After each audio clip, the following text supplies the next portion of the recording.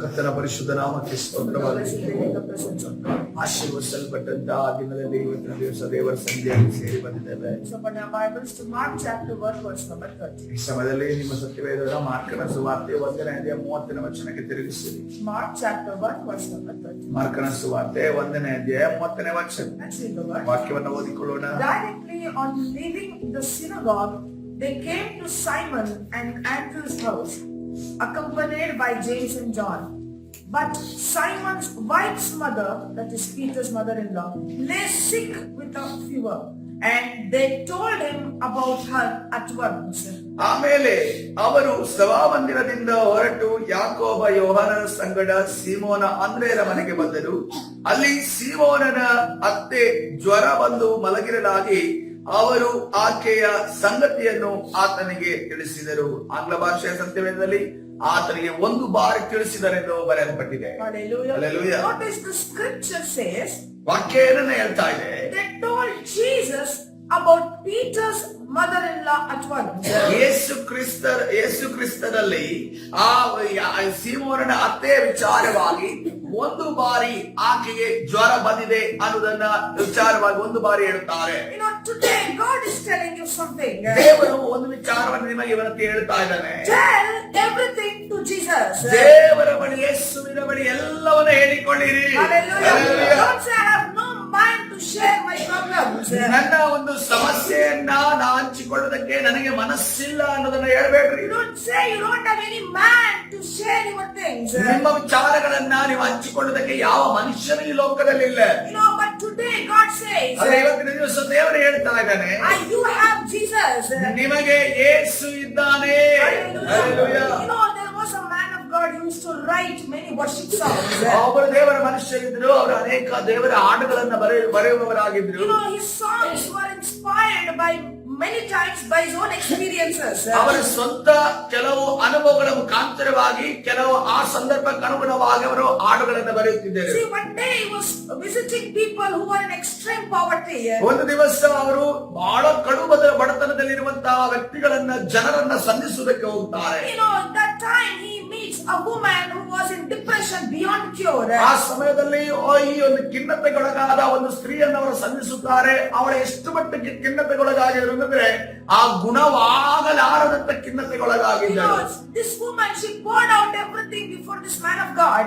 ಈ ಸ್ತ್ರೀ ತನ್ನ ಎಲ್ಲ ನೋವುಗಳನ್ನ ಎಲ್ಲ ವೇದನೆಯನ್ನ ಈ ಒಂದು ದೇವರ ಮನುಷ್ಯನ ಮುಂದೆ ಹೇಳಿಕೊಂಡರು. She began to cry and said to brother, what shall I do?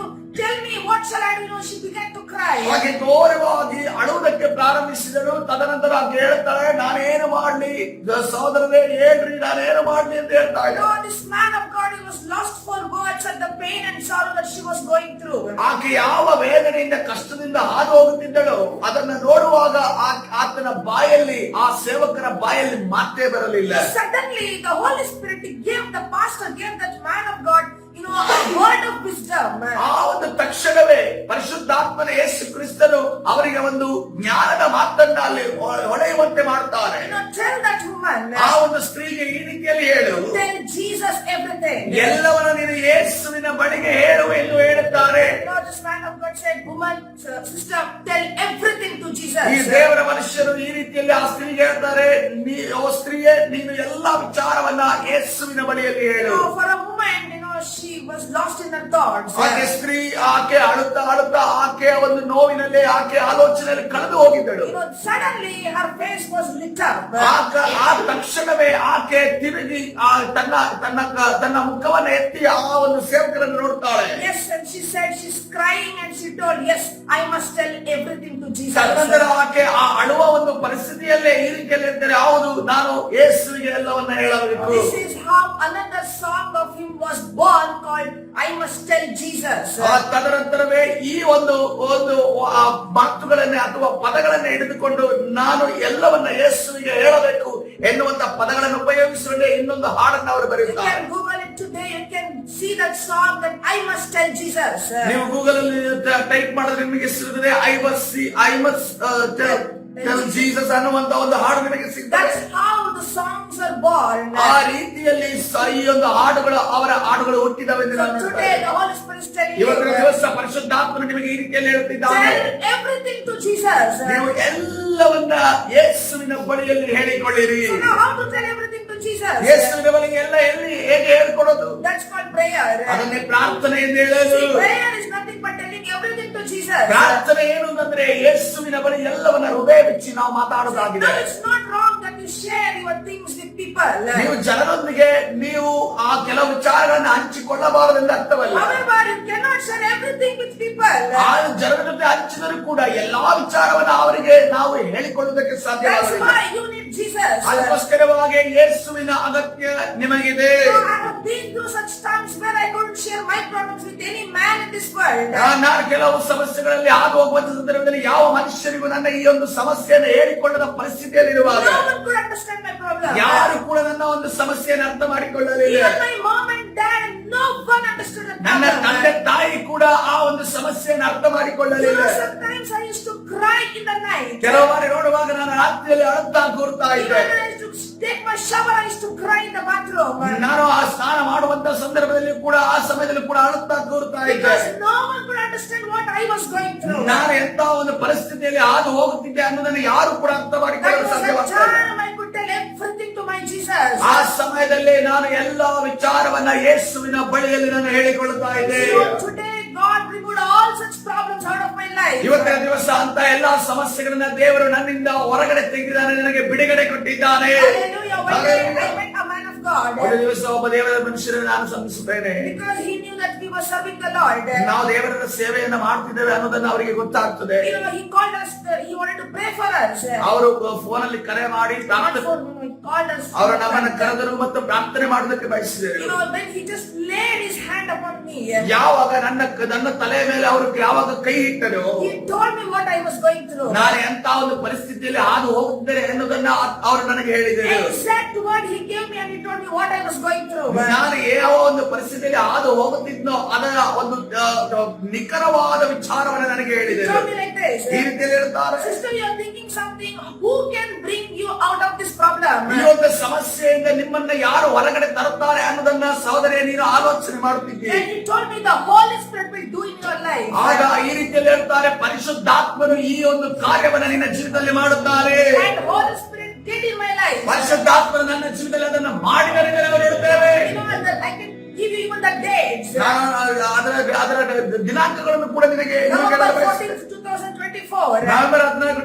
2024 ಎಂದಿನ ಆ ದಿನಾಂಕ ಆಗಿದೆ. God did in my life. ದೇವರು ನನ್ನ ಜೀವಿತದಲ್ಲಿ ಆ ಕಾರ್ಯವನ್ನ ಮಾಡಿದ್ದಾನೆ. Hallelujah. Hallelujah. Just don't say you don't have anyone in this world. ಸಭೆ ಇವತ್ತಿನ ದಿವಸ ಅಂದುಕೊಳ್ಳಬೇಡ್ರಿ, ನಿಮ್ಮ ಜೀವಿತದಲ್ಲಿ ಯಾರು ಇಲ್ಲ ನಿಮಗೆ ಎಂದು You ಅಂದುಕೊಳ್ಳಬೇಡ್ರಿ. have Jesus with whom you can share everything. ಎಲ್ಲವನ್ನ ಹಂಚಿಕೊಳ್ಳುವಂತ ಯೇಸು ನಿಮ್ಮ ಬಳಿ ಇದ್ದಾನೆ. Today God says, pour out your heart before the Lord Jesus. ಇವತ್ತಿನ ದಿವಸ ದೇವರು ಈ ರೀತಿಯಲ್ಲಿ ಹೇಳ್ತದೆ, ನಿಮ್ಮ ಎಲ್ಲಾ ಹೃದಯದ ಎಲ್ಲಾ ಆಲೋಚನೆಗಳನ್ನ ಹೃದಯವನ್ನ ಬಿಚ್ಚಿ ನೀವು ದೇವರ ಬಳಿ ಮಾತನಾಡುವವರಾಗಿರಿ. If you need healing, ನಿಮಗೆ ಸ್ವಸ್ಥತೆ ಅಗತ್ಯ if ಇರುವುದಾದರೆ, you are going through that sickness, you cannot share with anyone. ರೋಗದಲ್ಲಿ ನೀವು ಹಾದು ಹೋಗ್ತಿದ್ದೀರಾ, ಯಾವ ಆ ರೋಗದ ವಿಚಾರವಾಗಿ ಯಾರ ಜೊತೆ ಹಂಚಿಕೊಳ್ಳಲು ಆಗ್ತಾ You ಇಲ್ಲ. know, sometimes there are some women, they don't even go consult doctors because that is the problem with anyone they cannot ಕೆಲವು ಬಾರಿ share. ನೋಡುವಾಗ ಸ್ತ್ರೀಯರು ಅವರಿಗಿರುವಂತಹ ರೋಗದ ವಿಚಾರವಾಗಿ ಅವರು ಈ ವೈದ್ಯರ ಬಳಿಗೂ ಕೂಡ ಹೋಗುವುದಕ್ಕೆ ಕಷ್ಟಪಡುತ್ತಾರೆ, ಅವರ ಜೊತೆ ಹಂಚಿಕೊಳ್ಳುವುದಕ್ಕೂ ಕೂಡ I know, ಕಷ್ಟಪಡುವರು. yes, I know such kind of people. ಅಂತ ಜನರ ಬಗ್ಗೆ ನನಗೆ ಗೊತ್ತಿದೆ.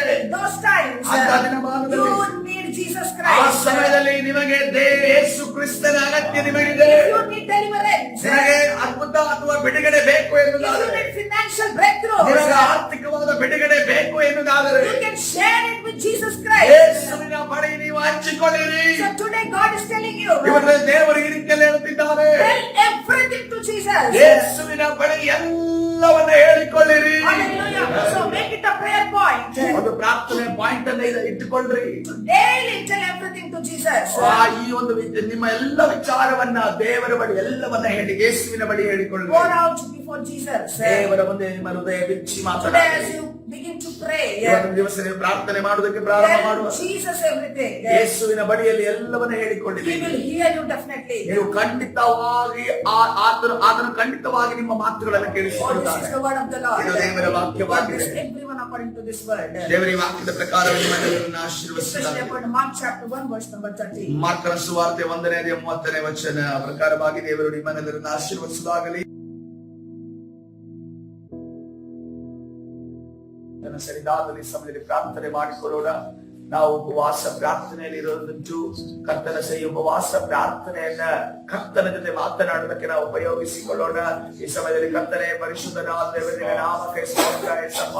ಕರ್ತನೆ ರಾಜೇ, ಈ ಒಂದು 13ನೇ ದಿವಸ ಉಪವಾಸ ಪ್ರಾರ್ಥನೆಯಲ್ಲಿ ಕರ್ತನೆ ನಿನ್ನಲ್ಲಿ ಕರ್ತನೆ ಮೊಣಕಾಲೂರಿ ಸ್ವಾಮಿ, ನಾವು ಮನೆಯಲ್ಲಿ ಸಭೆಯಲ್ಲಿ ಕೂಡಿ ಬರುವಂತ ಸಂದರ್ಭದಲ್ಲಿ ನಮ್ಮ ಹೃದಯಗಳನ್ನು ತೆರೆದು ಹೃದಯಗಳನ್ನು ಹೊಯ್ದು ಸ್ವಾಮಿ ನಾವು ಮಾತನಾಡುವ ಹಾಗೆ ಕರ್ತನೆ ಆ ಸಮಸ್ಯೆಗಳ ಬಗ್ಗೆ ನಿನಗೆ ಹೇಳುವ ಹಾಗೆ ಕರ್ತನೆ ನಮಗೆ ಸಾಯರಸವನ್ನ ಚಾಚು ಕರ್ತನೆ ಅನೇಕ ವಿಚಾರಗಳನ್ನ ಸ್ವಾಮಿ ನಿನ್ನ ಚಿತ್ರದ ಪ್ರಕಾರವಾಗಿರುವಂತಹ ಅನೇಕ ವಿಚಾರಗಳನ್ನ ಇದು ಸಾಧ್ಯವಿಲ್ಲ ಎಂದು ಅಂದುಕೊಂಡು ನಾವು ಮನಸ್ಸಿನಲ್ಲಿ ಆಲೋಚನೆ ಮಾಡಿಕೊಂಡಿದ್ದೇವೆ. ಆದ್ರೆ ಕರ್ತನೆ ನೀನು ಸ್ವಾಮಿ ಆ ವಿಚಾರವಾಗಿ ಇವತ್ತಿನ ದಿವಸ ನನ್ನ ಜೊತೆ ಮಾತುಕತೆಯನ್ನ ಮಾಡುವುದಕ್ಕೆ ಸಿದ್ಧರಿದ್ದೀಯಾ ಎಂದು ಕೇಳ್ತಾ ಇದೀಯ. ಹೌದು ಕರ್ತನೆ, ನಾವು ಸಿದ್ಧರಿದ್ದೇವೆ. ನಮಗೆ ಮನಸ್ಸಿದೆ ಸ್ವಾಮಿ. ಕರ್ತನೆ ನಾವು ಸ್ವಸ್ಥರಾಗುವುದಕ್ಕೆ ಮನಸ್ಸಿದೆ, ನಮಗೆ ಬಿಡುಗಡೆ ಆಗುವುದಕ್ಕೆ ಮನಸ್ಸಿದೆ. ಕರ್ತನೆ ನಿನ್ನ ಕಡೆ ತಿರುಗುವುದಕ್ಕೆ ಮನಸ್ಸಿದೆ. ಕರ್ತನೆ ನಾವು ನಿನ್ನ ಬಳಿಗೆ ಬರುವುದಕ್ಕೆ ಮನಸ್ಸಿದೆ. ಕರ್ತನೆ ನಿನ್ನ ಚಿತ್ತವನ್ನು ನೆರವೇರಿಸುವುದಕ್ಕೆ ಮನಸ್ಸಿದೆ. ನಿನ್ನ ಯೋಜನೆಯನ್ನು ನೆರವೇರಿಸುವುದಕ್ಕೆ ಮನಸ್ಸಿದೆ. ಇವತ್ತಿನ ದಿವಸ ಕರ್ತನೆ ನಿನ್ನ ಕಡೆ ತಿರುಗುತ್ತಾ ಇದ್ದೇವೆ, ನಿನ್ನ ಕಡೆ ತಿರುಗುತ್ತಾ ಇದ್ದೇವೆ, ನಿನ್ನ ಕಡೆ ತಿರುಗುತ್ತಾ ಇದ್ದೇವೆ. ನಮ್ಮ ಕರ್ತನೆ ಇದಕ್ಕೆ ವಿರುದ್ಧವಾಗಿ ಹೋರಾಡುವಂತ ಎಲ್ಲ ಸೈತಾನ ಕಾರ್ಯಗಳನ್ನ ನಮ್ಮನ್ನು ಕುಗ್ಗಿಸಿರುವಂತ ನಮಗೆ ನಕಾರಾತ್ಮಕ ಆಲೋಚನೆಯನ್ನು ತಂದಾಕಿರುವಂತ ಎಲ್ಲ ದುರಾತ್ಮನ ಕಾರ್ಯಗಳನ್ನ ನಜರೇತಿನ ಯೇಸುವಿನ ನಾಮದಲ್ಲಿ ಬಂಧಿಸಿ ಮುರಿದಾಡ್ತಾ ಇದ್ದೇವೆ. ಅಂದರೆ ಪೇತ್ರನ ಅತ್ತೆಯನ್ನ ಕರ್ತನೆ ಮುಟ್ಟಿ ನೀನು ಕರ್ತನೆ ಆಕೆ ಕೈಯನ್ನು ಎತ್ತಿ ನೀನು ಗುಣಪಡಿಸಿದ ರೀತಿಯಲ್ಲಿ ನಮ್ಮಲ್ಲಿರುವಂತ ಎಲ್ಲಾ ನ್ಯೂನತೆಯನ್ನ, ನಮ್ಮಲ್ಲಿರುವ ಎಲ್ಲಾ ರೋಗಗಳನ್ನ, ಅಂದರೆ ನಮ್ಮಲ್ಲಿರುವ ಎಲ್ಲಾ ಕೊರತೆಗಳನ್ನ ಬಿಡುಗಡೆಗೊಳಿಸಲು ಶಕ್ತರಾದ ದೇವರನ್ನಾಗಿ ಆಶೀರ್ವದಿಸು, ಬಲಪಡಿಸು. ಕರ್ತನಾದ ಯೇಸು ಸ್ವಾಮಿ ಸಲ್ಲಿ ಪ್ರಾರ್ಥಿಸುವುದಕ್ಕೆ ಜೀವವುಳ್ಳ ತಂದೆ. ಆಮೆನ್.